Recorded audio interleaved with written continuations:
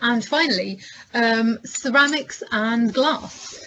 So obviously we do have a lot of ceramics and glass in the applied art collection, but also we do have them in the other collections as well.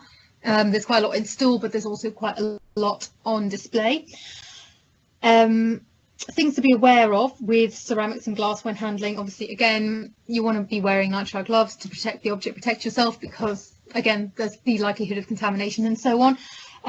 You want to remove any lids or loose parts, as you always would if you're moving ceramics or glass. I mean, you can't always. For example, this bottle has got a glass bead inside it, marble inside it, which would have, when there was a carbonated drink in, would have basically been the stopper. So that just lives there. You can't actually take that out, so that just rolls around on its own. But yes, if you can take the separate parts apart, then do that. So there's less likelihood of breakage or abrasion, and make sure again that they're kept together so that they're associated with each other. You also want to make sure that you check for any old repairs. So this one has got quite a few cracks. Oh, I don't know if you can see. Oh, there's one along the bottom here. So old repairs are something to be aware of, because again, the adhesive could fail if it gets wet.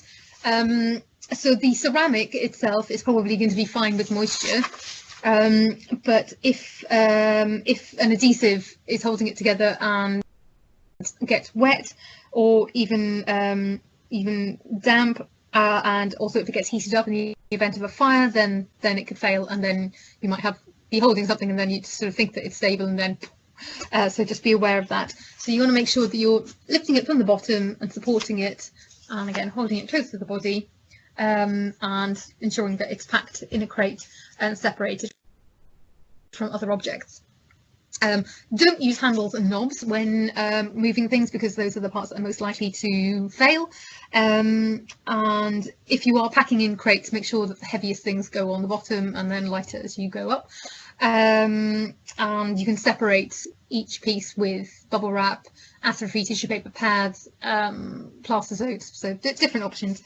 If there are any broken fragments, make sure that they are bagged up in a polythene bag and labelled, or even like a padded envelope if we are out of these, just to make sure that it is kept safe, is labelled as being a fragment, so that somebody that might move it like later on in its journey knows that it's there and doesn't harm themselves, but also to make sure that it's not lost in terms of like what it's meant to be associated with, because that is one of the biggest problems with ceramics and glass in a salvage situation, is actually injuring yourself on sharp broken edges. So just really be aware of that. If you need a sort of order of removal to a triage area, obviously the priority objects come out first, then any items that might be sitting on furniture, which needs to be removed. So if it's like furniture that has to come out, then you know you've got ornaments on top, then they will go, and then the furniture can get moved.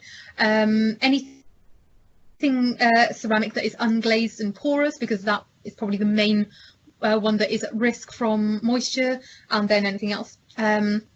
So if it's something that you can't move, say a really large vase, then you could move it against the wall or into a fireplace or under some other sturdy furniture. You can put it on polythene sheeting, and you can protect it from water by covering it in bubble wrap or again a polythene sheet. In terms of treating, if it's wet or damp, then again you can rinse. You can rinse it under a tap or just in a bath with clean cold water. You can blot the surfaces dry, again dab, don't rub, and air dry until it's dry. I don't think this applies to us, but if we do have archaeological glass that is stored in water, that should be kept in the water, because that's how that is stored. I don't think we have any, but it's just useful to kind of know for, you know, anywhere else you might work it or salvage in. And again, if things are dry, then you keep them in the dry area, cover them, pack them, label them clearly, and keep them in a safe place.